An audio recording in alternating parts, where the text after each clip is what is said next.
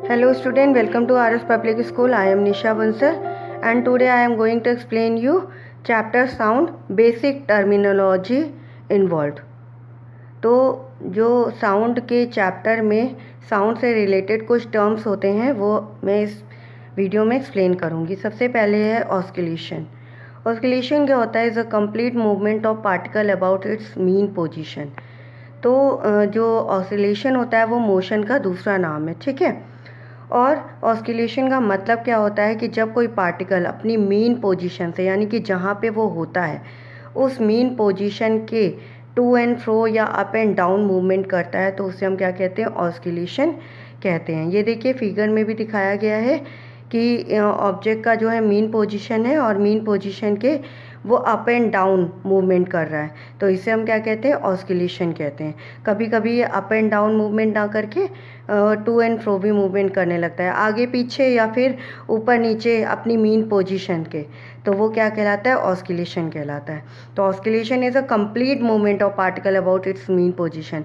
Complete movement का मतलब है कि केवल एक ही तरफ नहीं है। अगर वो ऊपर जा रहा है तो वो नीचे भी जाएगा, मेन पोजीशन के ऊपर जा रहा है तो वो नीचे भी जाएगा, लेफ़्ट जा रहा है तो राइट भी जाएगा, मतलब दोनों तरफ उसका मूवमेंट होना चाहिए। इसी को हम कंप्लीट मूवमेंट कहते हैं। तो अगर कोई ऑब्जेक्ट जो है वो मूवमेंट कर रहा है, कंप्लीट मूवमेंट कर रहा है, तो उसे हम क्या कहते हैं? कोई पार्टिकल मूवमेंट कर रहा है तो उसे हम क्या कहते हैं? ऑस्किलेशन कहते हैं। ओके, अब हम पढ़ेंगे एम्पलीट्यूड के बारे में। Amplitude is a maximum displacement of particle from its mean position in either direction. तो एम्पलीट्यूड क्या होता है? जब भी कोई पार्टिकल अपनी मेन पोजीशन के अप एंड डाउन या फिर टू एंड फ्रो या राइट एंड लेफ्ट मूवमेंट करता है, तो मैंने बताया इसको ऑस्किलेशन कहते हैं। लेकिन वो पार्टिकल किसी भी डायरेक्शन में मूवमेंट करता है और उस डायरेक्शन में वो जितना मैक्सिमम उसका डिस्प्लेसमेंट होता है, मीन्स उसका जो है मेन पॉइंट से जितना ज़्यादा डिस्प्लेसमेंट होता है उसे हम उसका एम्पलीट्यूड कहते हैं, ठीक है। मेन पोजीशन से किसी भी डायरेक्शन में जितना ज़्यादा डिस्प्लेसमेंट होगा उसे हम उसका एम्पलीट्यूड कहते हैं, ठीक है। देखिए जैसे फिगर में दिखाया गया है कि मेन पोजीशन है, उसका अप एंड डाउन जा रहा है पार्टिकल, तो अप में जितना भी है मैक्सिमम डिस्प्लेसमेंट और डाउन में जितना भी है मैक्सिमम डिस्प्लेसमेंट उसे हम एम्पलीट्यूड कहते हैं। इसे ए से शो करते हैं और सेंटीमीटर में जो है इसका यूनिट होती है। ओके, तो ये था हमारा एम्पलीट्यूड। नेक्स्ट टर्म है हमारा फ्रिक्वेंसी। फ्रिक्वेंसी का मतलब होता है number of sound wave produce पर सेकेंड। 1 सेकेंड में जितनी साउंड प्रोड्यूस होती है उसे हम क्या कहते हैं? फ्रिक्वेंसी कहते हैं। हमने आपको बताया था कि लॉन्गिट्यूड और ट्रांसवर्स 2 टाइप्स की वेव्स होती हैं। तो लॉन्गिट्यूड में क्या होता है? कंप्रेशन और रेयरफेक्शन होता है और ट्रांसवर्स में क्रस्ट एंड ट्रफ होता है, ठीक है। तो अगर कोई वेव लॉन्गिट्यूड है तो उसमें एक कंप्रेशन और एक रेयरफेक्शन मिलाकर एक वेव होती है। तो जितने कंप्रेशन और जितने रेयरफेक्शन वो कंप्लीट करेगा उसके हम उसकी फ्रिक्वेंसी कहते हैं। उसी तरह से ट्रांसवर्स वेव्स में क्या होता है? क्रस्ट और ट्रफ होता है, तो एक क्रस्ट और एक ट्रफ मिला के एक फ्रिक्वेंसी होती है। इट्स मीन्स जितने क्रस्ट और जितने ट्रफ मिला के वो कंप्लीट करेगा उसकी हम फ्रिक्वेंसी कहते हैं, ठीक है। यहाँ पे फिगर में जैसे चार क्रस्ट और 4 ट्रफ दिखाए गए हैं, तो यहाँ पे इसकी फ्रिक्वेंसी कितनी हो गई? 4 हो गई, ठीक है। फ्रिक्वेंसी को हम हर्ट्ज से शो करते हैं और फ्रिक्वेंसी को हम वी से लिखते हैं, क्या स्मॉल वी से लिखते हैं, जिसे हम न्यू भी कहते हैं, ठीक है। नेक्स्ट है हमारा टाइम पीरियड। टाइम पीरियड क्या होता है? The time taken to complete one oscillation, ठीक है। टाइम पीरियड जो होता है वो फ्रिक्वेंसी का जस्ट अपोजिट होता है, रेसिप्रोकल होता है। टाइम पीरियड क्या होता है? एक कंप्लीट ऑस्किलेशन करने में किसी भी पार्टिकल को जितना टाइम लगता है, यानी कि जैसे मान लीजिए वो लॉन्गिट्यूड वेव है तो एक कंप्रेशन और एक रेयरफेक्शन कंप्लीट करने में उसे जितना टाइम लगेगा, या फिर वो ट्रांसफर वेव्स है तो उसको एक क्रस्ट और एक ट्रफ कंप्लीट करने में जितना टाइम लगता है। इट्स मीन्स जो पार्टिकल है वो अपनी मेन पोजीशन के टू एंड फ्रो या अप एंड डाउन मूवमेंट करने में जितना टाइम लेता है उसे हम क्या कहते हैं? उसका टाइम पीरियड कहते हैं, ठीक है। इसको हम सेकेंड में काउंट करते हैं और जो टाइम पीरियड होता है वो जस्ट रेसिप्रोकल होता है फ्रीक्वेंसी का। इट्स मीन्स टाइम को अगर हम टी से शो करें तो T is inversely proportional to 1/ν हो जाता है, यानी कि फ्रिक्वेंसी बढ़ेगी तो टाइम पीरियड घटेगा, टाइम पीरियड बढ़ेगा तो फ्रिक्वेंसी घटेगी। नेक्स्ट है हमारा वेवलेंथ। वेवलेंथ क्या होता है? The distance between two consecutive crust और ट्रफ। ठीक है, अभी हमने बताया लॉन्गिट्यूड वेव में हमने क्या पढ़ा था कि कंप्रेशन और एयर फ्रैक्शन के बारे में पढ़ा था, और ट्रांसवर्स वेव्स में क्रस्ट और ट्रफ के बारे में पढ़ा था। तो वेवलेंथ क्या होती है कि दो कंप्रेशन या दो रेयर फ्रैक्शन के बीच में जो डिस्टेंस होती है उसे हम वेवलेंथ कहते हैं, या फिर दो क्रस्ट और दो ट्रफ के बीच में कंटिन्यू आने वाली, कॉन्सिक्यूटिव मतलब कंटिन्यू आने वाली, तो जो कंटिन्यू आने वाली जो दो क्रस्ट या दो ट्रफ के बीच में जो डिस्टेंस होती है उसे हम क्या कहते हैं? वेवलेंथ कहते हैं। इसे हम लैम्डा से शो करते हैं, उल्टा वाई इसका जो होता है लैम्डा से शो करते हैं, जिसे हम उल्टे वाई से लिखते हैं, और ये सेंटीमीटर में होता है। नेक्स्ट है हमारा velocity of wave, the speed with which sound travel. जिस स्पीड से जो साउंड है वो ट्रैवल करता है उसे हम क्या कहते हैं? उसकी वेलोसिटी कहते हैं। ठीक है, स्पीड का जो यूनिट होता है वो मीटर पर सेकेंड होता है, यानी कि वेव जो होता है जिस स्पीड से भी जो होता है वो मतलब कि ट्रैवल करता है उसे हम उसकी वेलोसिटी कहते हैं। Condition necessary to produce sound, यानी साउंड अगर किसी ऑब्जेक्ट में प्रोड्यूस हो रहा है तो उसके लिए क्या क्या कंडीशंस होनी चाहिए। फर्स्ट है अ वाइब्रेटिंग बॉडी, क्योंकि साउंड प्रोड्यूस हो रहा है तो वाइब्रेशन ज़रूर होगा, तो वाइब्रेटिंग करती हुई बॉडी होनी चाहिए। सेकेंड है मीडियम टू ट्रैवल, जिसमें जो है वो साउंड ट्रैवल कर रहा है ऐसा मीडियम होना चाहिए, और मीडियम जैसे ग्लास, वाटर, एयर कुछ भी हो सकता है। नेक्स्ट है अ रिसीवर टू लिसन, जैसे कि कोई भी मतलब जिसको आवाज़ सुनाई पड़ रही है वो होना चाहिए। ठीक है, मतलब जो भी आवाज़ प्रोड्यूस हो रही है उसको सुनने के लिए एक रिसीवर भी होना चाहिए। इस तरह से ये जो तीन चीज़ें हैं ये साउंड प्रोड्यूस करने के लिए ज़रूरी होती हैं, वाइब्रेटिंग बॉडी और ट्रैवलिंग करने के लिए मीडियम, क्योंकि हमें पता है कि जो साउंड होती है वो कौन सी होती है? साउंड होती है मैकेनिकल वेव होती है, जिसे प्रोड्यूस करने के लिए किसी न किसी मीडियम की ज़रूरत होती है, चाहे वो वाटर हो, चाहे वो एयर हो, और चाहे वो ग्लास हो, किसी न किसी मीडियम की नेसेसरी, कोई ना कोई मीडियम जो होता है वो नेसेसरी होता है। तो ये तीन इम्पॉर्टेंट जो है चीज़ें हैं जो साउंड प्रोड्यूस करने के लिए होना चाहिए। अब हम वन बाय वन पढ़ेंगे कि जो साउंड प्रोड्यूस करने के लिए हमने कंडीशंस पढ़ी थी उनके बारे में। A vibrating body, a vibrating body क्या होती है? Sound is produce only when source of sound vibrates at its mean position in to and fro direction. It's means जब भी कोई साउंड प्रोड्यूस होता है तो साउंड कब प्रोड्यूस होता है? जब साउंड का जो सोर्स होता है वो वाइब्रेट करता है। वाइब्रेट का मतलब वो ऑसिलेट करता है, और ऑसिलेशन मैंने बताया था कि जब कोई पार्टिकल अपनी मीन पोजीशन के इधर उधर या अप एंड डाउन मूवमेंट करता है तो उसे हम क्या कहते हैं? उसे हम ऑसिलेशन कहते हैं, और इसी को ही हम वाइब्रेशन भी कहते हैं। तो जब कोई साउंड प्रोड्यूस होता है तो कोई जो बॉडी होती है वो वाइब्रेट ज़रूर करती है। ठीक है, कभी कभी ये जो वाइब्रेशन है वो हमें दिखाई पड़ता है, और कभी कभी ये वाइब्रेशन है वो हमें दिखाई नहीं पड़ता है। Sometimes vibration can be seen and sometimes they are not visible. ठीक है, कभी कभी जो वाइब्रेशंस है वो हमें दिखाई पड़ जाते हैं, लेकिन कभी कभी हमें जैसे वाइब्रेशन दिखाई नहीं पड़ते हैं। जैसे फॉर एग्जांपल आप मोबाइल का एग्जांपल लीजिए। मोबाइल में जब कोई कॉल वगैरह आता है या फिर हम वाइब्रेटिंग में लगा देते हैं तो हमें वो वाइब्रेट करता हुआ दिखाई पड़ता है, लेकिन अगर हम उसको वाइब्रेट में नहीं लगाते हैं तो वो वाइब्रेट करता हुआ नहीं दिखाई पड़ता है। ठीक है, वाइब्रेट का मतलब वो अपनी मीन पोजीशन के इधर उधर मूवमेंट करता है। तो साउंड प्रोड्यूस करने के लिए बॉडी में वाइब्रेशन होना ज़रूरी होता है, भले ही वो हमें दिखाई पड़े या ना दिखाई पड़े। अगर बॉडी में साउंड प्रोड्यूस हो रहा है तो इसका मतलब है उसमें जो है वाइब्रेशन हो रहा है। जैसे यहाँ पे दिखाया गया है ट्यूनिंग फॉर्क। ट्यूनिंग फॉर्क में देखिए वाइब्रेशन दिखाया गया है। तो जब हम ट्यूनिंग फॉर्क को किसी पैड में जैसे मारते हैं तो हमें ऐसा नहीं लगेगा कि उसमें वाइब्रेशन हो रहा है, लेकिन अगर हम उसको अपनी ईयर्स के पास ले जाकर सुनेंगे ध्यान से तो हमें जो उसके वाइब्रेशंस दिखाई पड़ते हैं। ठीक है, तो इस तरह से वाइब्रेटिंग बॉडी ज़रूरी होती है साउंड प्रोड्यूस करने के लिए। वाइब्रेटिंग बॉडी के कुछ एग्जांपल समझते हैं जिन ऑब्जेक्ट्स में वाइब्रेशंस होता है। जैसे देखिए, you can see vibration in ringing bell but not in case of playing harmonium. जैसे हम घंटियाँ बजाते हैं मंदिर में तो उसमें क्या होता है? उसमें वाइब्रेशन होता है, लेकिन हारमोनियम जो होता है उसमें वाइब्रेशन नहीं होता है। ठीक है, तो इस तरीके से हम जो है किसी ऑब्जेक्ट में वाइब्रेशन देख सकते हैं और किसी ऑब्जेक्ट में वाइब्रेशन नहीं देख पाते हैं, ठीक है। जिससे वाइब्रेटिंग बॉडी का अनदर एग्जांपल है कि अगर हम एक रबर बैंड को टाइटली स्ट्रेच करते हैं और बीच में उसको प्लग करते हैं, तो ये जो fast to and fro motion दिखाता है, इसे हम क्या कहते हैं, वाइब्रेशंस कहते हैं। तो इसमें जो वाइब्रेशंस हैं वो दिखते हैं। लेकिन जब ट्यूनिंग फॉर्क होता है, उसको हम रबर पैड में मारते हैं, हिट करते हैं, तो एक फेंट साउंड मतलब जो हमें मतलब क्लियर नहीं सुनाई पड़ता, वो सुनाई पड़ता है, लेकिन कोई भी वाइब्रेशन नहीं दिखाई पड़ता है, ठीक है। और अगर हम ये जो ट्यूनिंग फोक है जिसमें वाइब्रेशंस जो नहीं दिखाई पड़ रही हैं, इसको हम एक हैंगिंग बेल के पास में लाएंगे, तो जो है हैंगिंग बेल है उसमें ऑसिलेटरी मोशन जो है वो दिखाई पड़ेगा, ठीक है।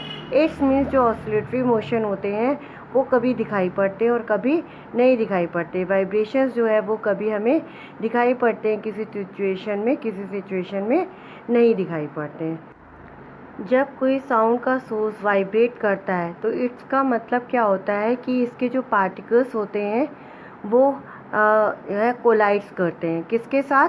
जो एयर होता है उसमें जो पार्टिकल्स प्रेजेंट होते हैं उनके साथ कोलाइड्स करते हैं, ठीक है। मींस जो साउंड का सोर्स है जिसमें साउंड प्रोड्यूस हो रहा है, उसके पार्टिकल्स जो है वो एयर के पार्टिकल के साथ टकराते रहते हैं, और तब तक ये टकराते रहते हैं जब तक कि वो साउंड जो है वो हमारे एयर्स तक नहीं पहुंच जाता है। जब वो साउंड हमारे एयर तक पहुंच जाता है तो हमें वो जो है साउंड है वो सुनाई पड़ जाता है। एक चीज़ और है कि जैसे जैसे हम साउंड सोर्स से दूर जाते जाते हैं, जो साउंड है वो फीबल होती आती है। फीबल मीन्स जो है वो कमज़ोर होती आती है, हमें कम साउंड जो है सुनाई पड़ती है। ऐसा आपने बहुत बार फील किया होगा, जैसे रेलवे स्टेशन में कोई ट्रेन आ रही होती है जब आपके पास, तो जो ट्रेन जब आपके पास आ रही होती है तो उसकी जो साउंड है वो आपको ज़्यादा सुनाई पड़ती है, ठीक है। लेकिन जब वो ट्रेन हमारे पास से होकर गुजर जाती है और वो हमसे दूर जाती है, तो धीरे धीरे क्या होती है, उसकी साउंड जो है वो कम होती जाती है। इट्स मीन्स जब ट्रेन हमारे पास आती है तो ये ट्रेन दूर से आती है तभी भी हमें आवाज़ जो है वो कम सुनाई पड़ती है, लेकिन जो जस्ट जब हमारे पास होती है तो हमें उसकी जो है साउंड बहुत ज़्यादा सुनाई पड़ती है, और जब वो हमसे दूर चली जाती है ट्रेन तो जो साउंड है वो कमज़ोर पड़ जाती है। इट्स मीन्स जब साउंड का जो सोर्स है जिससे साउंड प्रोड्यूस हो रहा है वो हमसे जितनी दूर जाएगा हमें जो है साउंड उतनी ही कम सुनाई पड़ती है। अनदर थिंग इज़ दैट कि मीडियम की ज़रूरत होती है साउंड को ट्रैवल करने के लिए, ठीक है। तो यहाँ पे एक एक्सपेरिमेंट हम शो कर रहे हैं जिसमें आपको ये शो हो जाएगा कि साउंड को ट्रैवल करने के लिए मीडियम की ज़रूरत होती है। यहाँ पे एक एपरेटस है जो शो किया गया है। यहाँ पे एक इलेक्ट्रिक बेल है और इलेक्ट्रिक बेल को ऊपर से स्विच से कनेक्ट कर दिया गया है, नीचे आपका वैक्यूम पंप है, ठीक है। जब इलेक्ट्रिक जो है स्विच ऑन किया जाता है तो इलेक्ट्रिक बेल जो होती है रिंग करने लगेगी और उसमें से जो है साउंड प्रोड्यूस होने लगेगी, ठीक है। अभी तो इसके अंदर एयर है, इससे जो साउंड है वो हमें सुनाई पड़ रही है, लेकिन हमने क्या है यहाँ पे वैक्यूम पंप लगाया हुआ है। अब वैक्यूम पंप के से धीरे धीरे जितनी भी एयर है वो हम निकाल लेते हैं। तो जैसे जैसे एयर की क्वांटिटी घटती जाएगी वैक्यूम पंप पे, हमें जो है वो साउंड लो होती जाएगी, ओके। तो इस एक्सपेरिमेंट से हमें शो होता है कि जब तक इलेक्ट्रिक बेल के अंदर एयर थी तब तक तो हमें साउंड बहुत तेज़ सुनाई पड़ रही थी, लेकिन जैसे जैसे हमने एयर निकालनी शुरू की जो साउंड है वो लो होती गई। और एक कंडीशन ऐसी आएगी जब हम वैक्यूम पंप के थ्रू सारी एयर निकाल लेंगे तो हमें बिल्कुल भी साउंड सुनाई नहीं पड़ेगी। तो इस एक्सपेरिमेंट से हमें ये शो होता है कि साउंड को चढ़ने के लिए एक मीडियम की ज़रूरत होती है। जब तक इसमें एयर थी तब तक तो साउंड हमें सुनाई पड़ी, और जब एयर ख़त्म हो गई तो हमें साउंड नहीं सुनाई पड़ी। When current is switched on, bell start ringing and we can easily hear the sound of ringing bell. जब करंट जो होता है वो स्विच ऑन कर दिया जाता है तो बेल जो होता है वो रिंग करना स्टार्ट कर देते हैं, और हमें जो है रिंगिंग बेल की जो साउंड है वो क्लियर सुनाई पड़ती है। लेकिन ये तभी होता है जब इसके अंदर एयर होती है। अगर हम वैक्यूम पंप के थ्रू एयर निकाल देते हैं तो इसमें जो साउंड है वो प्रोड्यूस नहीं होती है। किसी भी सिचुएशन में जो साउंड होती है वो वैक्यूम में ट्रैवल नहीं करती है, उसको ट्रैवल करने के लिए एयर, वाटर या फिर ग्लास की ज़रूरत होती है। नेक्स्ट है हमारा रिसीवर। जब साउंड प्रोड्यूस होता है तो साउंड को सुनने के लिए एक रिसीवर होना ज़रूरी होता है। रिसीवर तक जो साउंड होता है वो एयर के थ्रू या फिर किसी भी मीडियम के थ्रू पहुंचते हैं।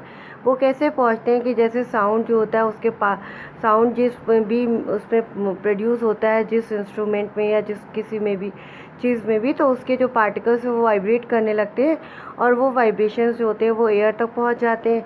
फिर एयर के जो पार्टिकल्स हैं वो भी वाइब्रेट करने लगते हैं और ये जो वाइब्रेशन है पास आउट होते होते हमारे कानों तक पहुंच जाते हैं और हमें वो जो साउंड है वो सुनाई पड़ जाता है। इस तरह से कोई भी जो साउंड होता है वो वाइब्रेशंस के थ्रू जो रहता है हमारे कानों तक पहुंच जाता है। नेक्स्ट है हमारा कैरेक्टरिस्टिक्स ऑफ साउंड। साउंड की मेन जो होती है 4 कैरेक्टरिस्टिक्स होती हैं: loudness, pitch, quality and intensity. ठीक है, ये जो कैरेक्टरिस्टिक्स होते हैं साउंड, इन्हीं के थ्रू हम जो होते हैं साउंड में डिफ्रेंशिएट कर पाते हैं कि ये किसका साउंड है। ठीक है, मेल और फीमेल के साउंड में डिफ्रेंशिएट कर पाते हैं, जो बच्चे होते हैं उनकी साउंड में डिफ्रेंशिएट कर पाते हैं, एनिमल्स की साउंड में डिफ्रेंशिएट कर पाते हैं। ठीक है, जो किसी की जो साउंड होती है वो हैवी होती है, किसी की वॉइस होती है वो लो होती है, तो ये हम इसी के आधार पर कर पाते हैं। तो सबसे पहले हम पढ़ेंगे लाउडनेस के बारे में। लाउडनेस क्या होता है? It is the characteristics of sound and it is the degree of sensation of sound.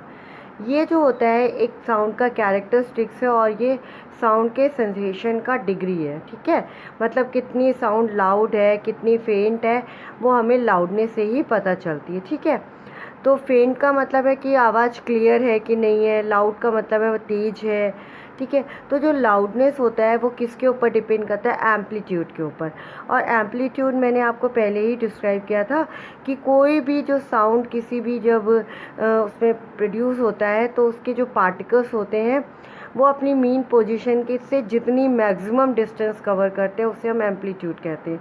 तो कोई भी पार्टिकल अपनी मीन पोजीशन से जितनी ज़्यादा डिस्टेंस कवर करेगा लाउडनेस उतनी ज़्यादा होगी, और जितनी कम डिस्टेंस कवर करेगा अपनी मीन पोजीशन से तो उसकी जो लाउडनेस है उतनी ही कम होगी। तो लाउडनेस जो होता है वो एम्पलीट्यूड पे डिपेंड करता है। जैसे लाउड स्पीकर होता है उसमें बहुत तेज़ साउंड प्रोड्यूस होता है। क्यों? क्योंकि उसमें एम्पलीफायर लगे होते हैं। एम्पलीफायर क्या करते हैं, जो साउंड होता है उसको एम्पलीट्यूड कर देते हैं। तो जितना ज़्यादा एम्पलीट्यूड होगा साउंड उतना ही ज़्यादा लाउडर होगा। ठीक है, और इसकी जो यूनिट होती है वो डेसिबल होती है। नेक्स्ट प्रॉपर्टी है साउंड की pitch. Pitch is a property that determine the shrillness और डीपनेस ऑफ द साउंड। जो पिच होती है वो साउंड की वो प्रॉपर्टी होती है जिसके कारण साउंड जो होता है कितना श्रिल है और कितना जो है डीप है वो हमें पता चलता है। श्रिलनेस का मतलब होता है कि मोस्टली जो फीमेल होती हैं उनकी जो आवाज़ होती है वो बहुत ही ज़्यादा तीखी होती है, बहुत शार्प होती है, बहुत महीन होती है। ठीक है, जबकि जो मेल होते हैं उनकी जो आवाज़ है वो थोड़ी सी हैवी होती है, भारी होती है। तो ये किस पे डिपेंड करता है? ये पिच पे डिपेंड करता है। और पिच किसके ऊपर डिपेंड करती है? फ्रिक्वेंसी के ऊपर। ठीक है, फ्रीक्वेंसी क्या होती है? Number of wave covered in 1 second. 1 second में जितनी वेव्स होती हैं कवर होती हैं उसे हम पिच कहते हैं, फ्रीक्वेंसी कहते हैं। और फ्रीक्वेंसी के ऊपर ही पिच डिपेंड करती है। फ्रीक्वेंसी जितनी ज़्यादा होगी पिच उतनी ही ज़्यादा होती है। यानी कि अगर पिच ज़्यादा है तो शिलनेस ज़्यादा होगी और पिच कम है तो शिलनेस कम होगी, जो साउंड होगा वो डीप होगा। तो इससे क्लियर है कि जो फीमेल होती हैं उनकी जो शिलनेस होती है वो ज़्यादा क्यों होती है? क्योंकि उनकी जो पिच होती है वो ज़्यादा होती है। पिच ज़्यादा क्यों होती है? क्योंकि उसमें नंबर ऑफ वेव जो होते हैं 1 सेकेंड जो कवर होती है, यानी कि फ्रिक्वेंसी वो ज़्यादा होती है। और मेल में जो फ्रिक्वेंसी होती है वो कम होती है, यानी कि उनकी जो साउंड होती है वो डीप होती है। जितनी ज़्यादा फ्रिक्वेंसी होगी वॉइस उतनी श्रिल्ड होगी, और जितनी लेस फ्रिक्वेंसी होगी वॉइस उतनी ही डीप होगी। जैसे ये आपको फिगर के थ्रू भी बताया गया है। जैसे ऊपर देखिए जो है फ्रिक्वेंसी 2 टाइम है, टू फ्रिक्वेंसी है। ठीक है, तो यहाँ पे जो पिच है वो क्या है? लो है। पिच लो है तो इसका मतलब है जो वॉइस होगी वो क्या होगी? श्रिल्ड नहीं होगी, वॉइस जो होगी वो डीप होगी। और नीचे वाले में देखिए कि जो है आपके वेव कितने ज़्यादा कवर किए गए, 1 2 3 4 5 वेव्स कवर किए गए, तो यहाँ पे शिलनेस ज़्यादा होगी। नेक्स्ट है हमारा क्वालिटी। क्वालिटी ये होता है, ये बहुत ही इंटरेस्टिंग जो प्रॉपर्टी है साउंड की। तो इसके थ्रू ये हमें पता चलता है कि दो साउंड जो होते हैं अगर सेम पिच के हैं और सेम लाउडनेस के हैं, मीन्स अगर दो हमें साउंड दे दिया जाए जिनकी पिच सेम हो और जिनकी लाउडनेस भी सेम हो, तो हम कैसे डिफरेंट करेंगे ये किसकी वॉइस है, तब हम ये होता है क्वालिटी के बेस पे साउंड को डिफ्रेंशिएट करते हैं। तो quality is a property by which one can distinguish between two different sounds of same pitch and loudness. एक ही पिच और एक ही लाउडनेस की दो प्रॉपर्टी के बीच में, मतलब साउंड के बीच में अगर हमें ये डिफ्रेंशिएट करना है कि ये किसकी साउंड है और ये किसकी नहीं है, तो हम उसके लिए फिर क्वालिटी का यूज़ करते हैं। फॉर एग्ज़ाम्पल, जब हम ट्रैफिक में होते हैं तो वहाँ पे क्या होता है, बहुत सारी बसेस होती हैं, कार्स होती हैं, स्कूटर्स होती हैं। देन भी मतलब हम रिकॉग्नाइज़ कर लेते हैं कि ये किसकी आवाज़ है, किसकी आवाज़ नहीं है, ये बस की आवाज़ है, ये कार की आवाज़ है, ये स्कूटर की आवाज़ है। तो हम ये जो आवाज़ों में डिफ्रेंशिएट कर पाते हैं वो किसके बेस पे करते हैं, वो हम क्वालिटी के बेस पे कर पाते हैं। तो क्वालिटी जो है एक साउंड की एक अलग प्रॉपर्टी है जिसके बेस पे हम ये डिफ्रेंशिएट कर पाते हैं कि सेम पिच और लाउडनेस की जो वॉइस है वो किसकी है। ठीक है। साउंड की नेक्स्ट क्वालिटी है intensity. Intensity is a property in which number of sound wave passing 1 metre square area in 1 second, यानी कि 1 सेकेंड में 1 मीटर स्क्वायर एरिया में जितने साउंड वेव प्रोड्यूस होते हैं उसे हम उसकी इंटेंसिटी कहते हैं। ये साउंड वेव 50 भी हो सकते हैं, 100 भी हो सकते हैं, 10 भी हो सकते हैं, 5 भी हो सकते हैं। ठीक है। और ये किसके ऊपर डिपेंड करता है, square of amplitude. Square of amplitude means amplitude के जो स्क्वायर के ऊपर डिपेंड करता है। जैसे कि मैंने आपको बताया कि एम्पलीट्यूड क्या होता है कि कोई भी जो वेव होती है अपनी मेन पोजीशन से जितनी ज़्यादा डिस्टेंस कवर करती है, जो मैक्सिमम डिस्प्लेसमेंट उसका होता है, उसे हम उसके एम्पलीट्यूड कहते हैं। तो जो मैक्सिमम डिस्प्लेसमेंट है उसका जब हम स्क्वायर कर देंगे तो उसे हम क्या कहते हैं, इंटेंसिटी कहते हैं। तो इंटेंसिटी क्या होता है, 1 मीटर स्क्वायर एरिया में 1 सेकेंड में जितने साउंड वेव प्रोड्यूस होते हैं उसके हम उसकी इंटेंसिटी कहते हैं। तो intensity is directly proportional to amplitude का स्क्वायर। इंटेंसिटी को हम आई से शो करते हैं और एम्पलीट्यूड को मैंने पहले ही बताया ए से शो करते हैं। तो intensity is directly proportional to A square. Amplitude जैसे जैसे बढ़ेगा इंटेंसिटी जो है वो वैसे वैसे बढ़ती जाएगी। एम्पलीट्यूड को मतलब समझ लीजिए अगर हम डबल कर देंगे तो उसकी इंटेंसिटी जो है साउंड की वो 4 टाइम्स हो जाएगी। अगर इंटेंसिटी को एम्पलीट्यूड को ट्रिपल कर देंगे तो इंटेंसिटी क्या होगी, 9 टाइम्स हो जाती है। ठीक है। नेक्स्ट है हमारा sound can travel through all 3 states of matter, that is solid, liquid and gases. अब हम चाहते हैं कि कोई भी मैटर होता है उसकी 3 स्टेट्स होती हैं, सॉलिड, लिक्विड और गैसेस। तो साउंड जो होता है वो मैटर की किसी भी स्टेट में जो होता है ट्रेवल कर सकता है। मैंने पहले भी बताया कि साउंड जो होती है एक मैकेनिकल वेव होती है जिसे ट्रैवल करने के लिए किसी ना किसी मीडियम की ज़रूरत होती है। वो मीडियम आपका सॉलिड भी हो सकता है, वो मीडियम लिक्विड भी हो सकता है, वो मीडियम गैस भी हो सकता है। जैसे ग्लास मैंने एग्जांपल बताया था, तो ग्लास क्या है, सॉलिड है, लिक्विड में वाटर आ जाता है और गैस में जैसे स्टीम वगैरह आ जाती है। तो साउंड को ट्रैवल करने के लिए कोई ना कोई मीडियम की ज़रूरत होती है। यहाँ पे जैसे शुगर क्रिस्टल बताया गया है, वाटर बताया गया और स्टीम बताया गया है। तो तीनों में ही साउंड जो होती है वो प्रोड्यूस हो सकती है, तीनों में ही साउंड जो होती है वो ट्रैवल कर सकती हैं। अब देखिए जो स्पीड होती है साउंड की वो किसके ऊपर डिपेंड करती है, density of the medium. Medium कितना डेंस है, डेंस मीन्स उसके जो मॉलिक्यूल्स हैं, उसके जो पार्टिकल्स हैं वो कितनी पास हैं या कितनी दूर हैं। जब किसी मीडियम के जो पार्टिकल्स होते हैं वो बहुत पास होते हैं तो वो जो मीडियम है वो डेंस मीडियम कहलाता है।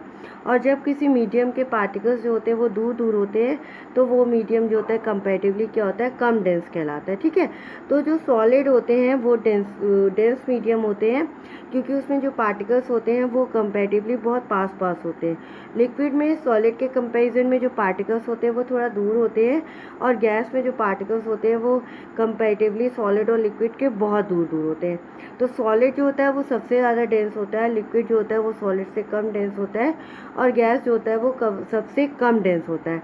तो स्पीड, जो साउंड की स्पीड होती है वो मीडियम की डेंसिटी पे डिपेंड करती है। अगर डेंसिटी जो है मीडियम की इंक्रीज़ होती है तो स्पीड ऑफ साउंड बढ़ेगी, और अगर डेंसिटी जो है वो डिक्रीज़ होती है तो साउंड की जो स्पीड है वो घटती जाएगी। इट्स मीन्स जो साउंड की स्पीड होती है वो सॉलिड में सबसे ज़्यादा होती है, लिक्विड में उससे कम होती है, और गैस में सबसे कम होती है, क्योंकि गैस के जो पार्टिकल्स होते हैं वो दूर दूर होते हैं, उसकी डेंसिटी होती है वो कम होती है। लिक्विड के जो पार्टिकल्स होते हैं गैस के पार्टिकल्स के कंपैरिजन में थोड़ा पास पास होते हैं, उसकी डेंसिटी गैस के कंपैरिजन में थोड़ी ज़्यादा होती है, तो उसमें जो साउंड है वो थोड़ा ज़्यादा प्रोड्यूस होता है, ठीक है। और सॉलिड की डेंसिटी होती है वो सबसे ज़्यादा होती है, क्योंकि उसके जो मॉलिक्यूल्स होते हैं वो एक दूसरे के बहुत पास पास होते हैं, इसलिए जो साउंड होता है वो ज़्यादा प्रोड्यूस होता है। उनकी जो स्पीड होती है वो एयर में 340 मीटर पर सेकेंड होती है, यानी कि 1 सेकेंड में एयर में जो साउंड है वो 340 मीटर तक जा सकती है। Okay, thank you.